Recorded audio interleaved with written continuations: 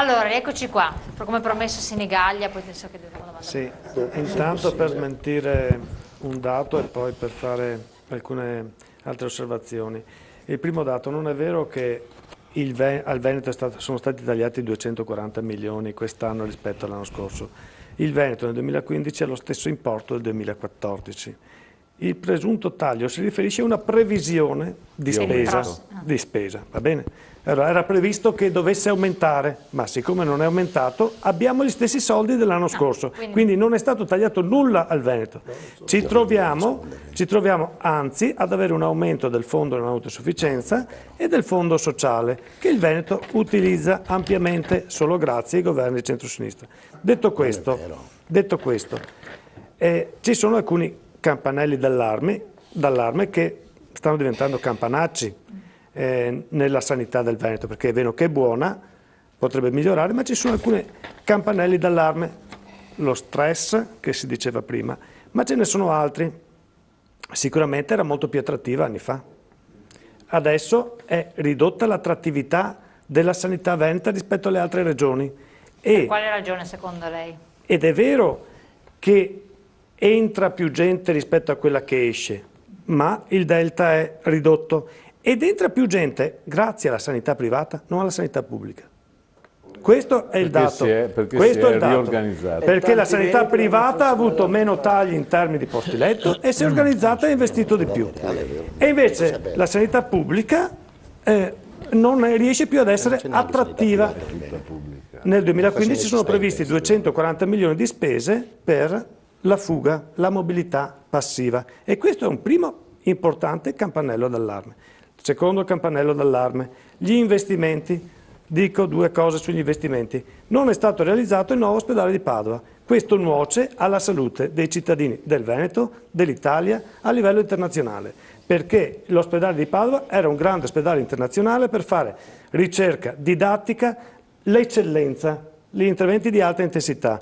Senza questo, e qui è colpa della politica, della maggioranza, senza questo noi siamo allo sbando dal punto di vista anche dell'attrattiva extra frontaliera. Seconda cosa sugli investimenti. Abbiamo immobilizzato la sanità veneta con i project financing, che magari fossero 2, come è stato detto prima. Sono almeno 6, se non sbaglio. Sant'Orso, Mestre, Montebelluna, Castelfranco, Schiavonia, Treviso e Alto Vicentino. Quindi Schiavonia e project financing, tanto che Schiavonia quest'anno per la prima volta si propone e propone all'assessore Coletto il bilancio di previsione con un buco di 28 milioni. Buco di 28 milioni perché? Perché ha attivato il project financing, prima deve restituire 4 milioni per chi ha costruito l'immobile, a Mestre sono 12 milioni all'anno per chi ha costruito l'immobile, perché chi ha investito non ha messo i SCAI gratuitamente, ha messo i soldi e li vuole indietro. Ma quello che è peggio è che noi gli diamo indietro questi soldi togliendoli dai soldi che dovremmo utilizzare per i servizi, per l'assistenza.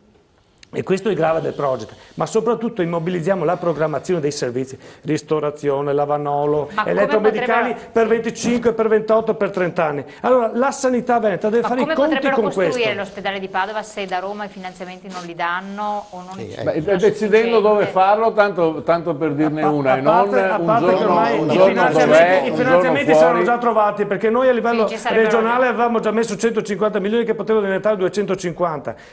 Fai la richiesta al mutuo la BEI, fai una richiesta del 10% di contributo privato, non del 50%, senza fare il 50%, il 10%, e fai una cosa meravigliosa con i 600 milioni. Quindi questo gli investimenti sta bloccando. Altra cosa. E nel frattempo vengono investiti centinaia di milioni sugli ospedali che già abbiamo. Certo, ma altra non cosa, dimentichiamocelo questo, compresi quelli piccoli che andrebbero chiusi campanelli d'allarme, 28 milioni, bilancio di previsione 2015, 28 milioni in meno che servono all'URSS 17, 40 milioni che servono all'URSS 16, 73 milioni in meno che servono all'azienda ospedaliera. Questi sono i dati, io non ho quello di Venezia che di solito chiede 50 milioni, Chioggia ne chiede sempre 25-26. Se quindi rispetto all'anno scorso che ci trovavamo 162 milioni di richieste, ci troviamo 250-300 milioni. Io non so se riusciamo a reggere l'equilibrio quest'anno.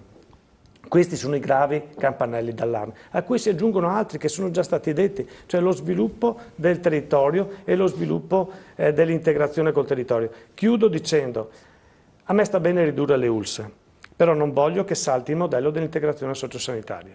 No, ma infatti la paura E questo che... è il rischio. Allora io posso ridurre le ULSS, farne ad esempio 7, e poi scorporare come in Lombardia, no dico l'esempio, e scorporare come in Lombardia l'azienda ospedaliera rispetto al territorio. Non è il modello veneto. Allora, quando parliamo di ridurre le ULSS, non parliamo solo del contenitore, parliamo anche del contenuto. Perché io, per esempio, nell'ULSS ho la conferenza dei sindaci che decide tante cose, la salute mentale, la dipendenza, la disabilità, la non autosufficienza, gli anziani, cioè una serie di partite di integrazione sociosanitaria che è innovativa, che è la comunità. Per esempio non è stata fatta la riforma delle case di riposo, ma lo sapete quanto si chiede a una famiglia per mettere il proprio caro all'interno di una casa di riposo? 1.800-1.900 euro al mese. Vi chiedo, è un diritto o un privilegio questo di inserire un anziano in casa di riposo? E di chi è la colpa? Dal 2009 la quota sanitaria è ferma. È ferma. È chiaro che se blocco la quota sanitaria chiedo di più alle famiglie e allora mentre nel 2009 chiedevo 1.400 euro adesso ne chiedo 1.900 e 2.000. Questa è la tassa occulta che Zaia ha imposto a tutti i cittadini del Veneto per inserire il proprio caro nella casa di riposo. Questo è entrare nelle tasche della cittadinanza e portare via i soldi. Questo sono i campanelli d'allarme. Questo bisogna tenere presente. Su questo bisogna lavorare in maniera Livieri, poi decisa. la parola di l'assessore. Deve aggiungere qualcosa? Sì, no, effettivamente partiamo anche da un sottofinanziamento che forse è anche il motivo per cui il territorio non sempre riesce a dare le risposte necessarie e utili. No? Si parlava adesso di servizi. Noi veniamo da un territorio, quello della Riviera Milanese, dove abbiamo un sottofinanziamento sia a livello sanitario ma anche un sottofinanziamento a livello di quote sociali, quindi diventa difficile dopo anche riuscire a programmare. Io non so neanche se quest'anno ci sono i milioni da dare ai comuni per le quote sociali, perché nella confusione del bilancio io non ho ancora capito se questi 16 milioni per i comuni ci sono oppure no. Auspichiamo ci siano perché altrimenti diventa difficile. Mi è stato detto che ci sono, io sinceramente non sono riuscito a trovare i capitoli di spesa, spero che ci siano. Comunque il capitolo di spesa serve a 3 cose. Finanziamento degli asili, finanziamento dell'infanzia, adolescenza e famiglia e finanziamento dei comuni. Però è sempre 16 milioni, è sempre quei. Allora decidiamo o servono per una cosa, o per un'altra. O mancano gli asili nido, o mancano alle famiglie, infanzia e adolescenza, o mancano i comuni. Perché è sempre quei 16 milioni che viene tirato fuori. Quindi io non so alla fine dove andranno. Comunque l'auspicio è quello di arrivare alla retta unica, perché effettivamente questo è un grosso problema. Ci sono territori che riescono ad avere strutture sul territorio proprio. Cercare di rendere più omogenea la situazione. Esatto. Per esempio noi non abbiamo certi tipi di strutture, siamo costretti gli utenti del nostro territorio a mandarli in zone limitrofe nel Vicentino oppure nel Veneziano, perché non abbiamo avuto la disponibilità economica per riuscire a realizzare anche queste strutture. E questo è un grosso problema e ti rende difficile anche la programmazione sociosanitaria del territorio questo. Questo è una mancanza. Se certe strutture vengono realizzate, non sai se è un birrificio o una struttura per disabili, adesso anche questa, scusate, questa è veramente una roba enorme che bisognerà anche vedere come è successa e anche andare a vedere come va a finire, perché veramente questo investimento 50 milioni il fondo di rotazione 4 milioni dati a una struttura perché sia una struttura per disabili, per inserimento di disabili, dopo 3 anni vai a scoprire che è un birreria. birrificio e c'è una birreria, una cosa veramente pazzesca. Treviso Doce. Non è sanità, l'integrazione sociosanitaria, questa è. Abbiamo detto che il piano se non sociosanitario, Chi è che ha fatto secondo la me è più delibera? sanitario che Chi socio. è che ha fatto la delibera? La giunta regionale del Chi è che ha Veneto fatto la delibera? Non salvarti perché fai lo Proposta da chi? scaricabarile su Serragiotto. Io non faccio L'hai votata anche tu. Io non faccio lo scaricabarile, dico solo che è sociale questo. Però siccome ce l'abbiamo diviso. Sulle case di riposo, uno va dei bene dividerlo adesso, uno dei problemi grossissimi che ci sono è il numero inadeguato di impegnative sanitarie, non tanto l'adeguamento, non è quello di portarlo da 1.400 a 1.600, quanto il fatto di avere un numero inadeguato di impegnative sanitarie sanitarie, per cui abbiamo letti per non autosufficienti presenti ma vuoti in libero mercato, perché non ci sono le impegnative sanitarie. Noi abbiamo metà impegnative in confronto ai posti disponibili. Esatto, quindi la correzione va nell'aumento delle impegnative. Se sono aumentati non autosufficienti, bisogna aumentare le impegnative sanitarie. Posso correggere? Manca sia una cosa che l'altra. Bravissimo. Scusate, devo fare una Questa è domanda. prioritaria però, Manca sia una cosa che l'altra. prioritaria perché E la prima cosa che faremo sarà la riforma delle IPA. è la prima roba che faremo. Allora, quello Com'è sta storia? Allora, quello che si è percepito, no, finora, allora, sono due elementi. Allora, intanto partiamo, tutti quanti siamo d'accordo su che il programma sociosanitario del 2012-2016 del Veneto è valido e ha delle difficoltà di applicazione, non è stato applicato, ci sono punti di vista perché diversi. siamo in chiusura. Insomma, su alcune cose doveva essere molto più coraggioso. Questo è valido.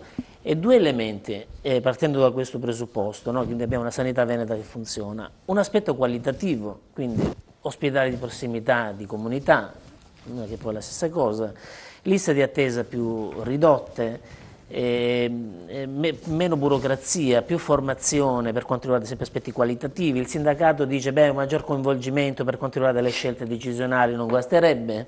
Poi c'è l'aspetto quantitativo, riduzione dei costi. Significa quel 10 euro del ticket, non ho capito se dipende dalla regione o dallo Stato, questo poi lo vedremo un'altra volta. Quello però io che mi chiedo, come domanda è, la riduzione delle ASL porta realmente a un risparmio o no? E Allora, questo perché ho avuto Domandone, delle... esatto. Risponde l'assessore con chiudere Allora, lunghi. io partirei da un presupposto, che il Veneto eroga i livelli essenziali di assistenza e siamo in equilibrio di bilancio. Le USL sono 21 e non sono 22, ci sono altre regioni, tipo la Campania, che ne ha 7 ed è in piano di rientro. C'è una legge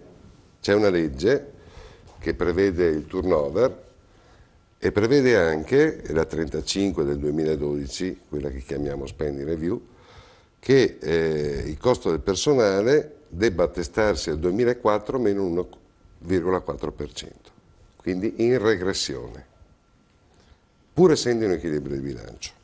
Rispondendo al consigliere Bottacin, non è vero che c'è una differenza fra pro capite da USL a USL di 600 euro, questo succedeva prima, adesso andiamo da un minimo di 1.500 a un massimo di 1.800, che è Venezia. 300 euro. Questo nella previsione, poi nel consuntivo se la sono forma sempre dei di più. 600. Le previsioni siete perché sempre nella bravi. previsione è una cosa, poi nel consuntivo è 600. Bravo Claudio. Comunque, ma non ha risposto alla domanda, perché Zaia ha detto che vuole ridurre le USA a 7 anche lui adesso. Nel piano no, ma adesso sì. Allora, serve o non serve? Può rispondere, Assessore? Diego, mi dica se serve a ridurre i costi o no. Allora, può servire a ridurre i costi, può servire, adesso in campagna elettorale. Può servire a ridurre i costi. Noi non siamo mai nascosti dietro un dito, tant'è che nella legge del 2012 c'è scritto che il Consiglio regionale, che ha la programmazione in mano, con una nuova legge potrà ridefinire i confini delle USA, quindi diminuirle qualora si decidesse. Ecco, non è che si va però voglio dire, ricordati quello che ti ho detto. Non è certo con la diminuzione dell'USL che si risolvono i problemi della sanità in generale, si possono ridurre dei costi e questo non ci siamo mai nascosti dietro a questo fatto noi, non c'è nessun problema a discutere di rivedere quelli che sono i confini delle USL, che devono essere fatti con dei criteri attinenti al territorio, all'omogeneità del territorio, alla popolazione, geografici e di comunicazione stradale, Sì. oltre che dei flussi. Per quanto riguarda la mobilità, il Veneto l'anno scorso ha avuto una mobilità attiva di 100 milioni, più 100 milioni, ce l'ha il Veneto, ce l'ha la Lombardia e ce l'ha l'Emilia Romagna. Quanti Fine della trasmissione, sono andati a far figurare un'altra regione in più? No, ma questo è il ascoltami, saldo, no? dottor Pipitone, nonché consigliere, È il saldo questo, ascoltami, questo è il saldo che è attivo, Certo, il fra saldo mobilità è passiva è che e è ridotto negli ultimi 3 anni da 200 milioni a 100. Bisogna essere onesti, bisogna non dire mistifichiamo, che questo è il purtroppo saldo sono attivo. sempre più i vertici Io ho fanno portato curare a altre casa regioni, 100 questo è il milioni dramma. di attivo rispetto alla mobilità e siamo in 3 regioni in Italia, Veneto, Lombardia ed Emilia Romagna. Fine la comunicazione. Per quanto riguarda il finanziamento, non è vero che noi riceviamo quello dell'anno scorso, perché il Ministro ci ha caricato anche il costo delle medicine per l'HCV, dell'epatite C. Quindi andiamo sotto di almeno 40 milioni. No, stanno discutendo se ridartelo. Andiamo sotto di almeno 40 milioni. Sì, non la dici perché i farmaci per l'epatite C, a parte che c'è tutto uno ad scandalo. oggi, e questa è la manovra, se la vuoi leggere, è questa qua, l'ultima proposta di mercoledì. Dopo. I farmaci sono caricati sugli obiettivi, Ma sai benissimo che state che sono discutendo soldi se che vanno alle regioni. 500.000. Quindi noi di 500.000 fatto, rispetto all'anno scorso, mi fai parlare, io ti lascio sempre Siamo in parlare. chiusura, attenzione, vedi che siamo... Insomma, Se dici fammi parlare, no? L'anno scorso abbiamo portato a casa 200 milioni in più, quest'anno ce ne rimettiamo 240, quindi meno 40 rispetto all'anno scorso, perché paghiamo i farmaci dell'HCV. Non è vero, non è vero, ma leggiti la manovra. 240, che dici Leggiti la manovra. Ma la leggo, l'ho letta Leggiti la manovra. Eventualmente i farmaci incidono 70 milioni sulla Leggiti quota che la tu dici manovra. 240. E poi ti ricordo che il taglio dei 3 miliardi è stato deciso dalle regioni. C'erano regioni che Il non Veneto ha volevano votato la contro. sanità e le regioni hanno deciso invece di ridurre anche Il sulla Veneto ha sanità. votato contro, Ma ripeto, e abbiamo altre gli stessi regioni sono soldi. state talmente brave di dire che i risparmi fatti in sanità, che nel patto della salute l'avevamo scritto, il patto della salute dovevano ritornare in sanità per fare gli investimenti, altre regioni, non il Veneto, hanno deciso di metterlo nel bilancio regionale. Esatto. Ecco, il Veneto non ha scelto questo perché tiene a mantenere un sistema su base universalistica, a differenza di altre regioni, dove anche l'operaio può fare il trapianto di fegato, a differenza di altri stati dove per fare il trapianto di fegato servono 200.000 euro. Allora io credo che siano queste le situazioni importanti, tutelare anche i meno abbienti in questi anni. Facciamo un'altra trasmissione a consuntivo, la battuta Lunghi, però poi Caporese che Allora, chiude. Velocissimo. sulle ULS. Cambiare l'assetto attuale delle ULS significa andare contro un altro principio. Il piano sociosanitario presuppone il coinvolgimento del territorio, quindi dei sindaci. C'è una conferenza dei sindaci che deve coordinarsi con il direttore generale il coordinatore. Cerchiamo di essere le ridurremo la fra conferenza 15 dei sindaci sul punto è di vista importante sui servizi, ma sulla programmazione deciderà la regione. Lasciamoli finire la battuta finale sì, perché ma nel io momento chiudo. in cui si tolgono le ULS, la conferenza dei sindaci, mettiamo una conferenza dei sindaci di tutti i comuni di Padova che decidono, non esiste. Voi state pensando di allontanare il cittadino dal controllo della sanità, da un poco di controllo che ha sulla sanità, e volete centralizzare tutta la sanità. Della sanità. Secondo me è una visione geriatrica della sanità. Ma che geriatrica della sanità? Ma cosa dici? No. Dedicheremo un'altra trasmissione a questo. La sanità di 20 anni fa, noi dobbiamo guardare avanti, la gente si paga la salute oggi, non è più possibile. La sanità attuale è quella di Pipitone, fermo là.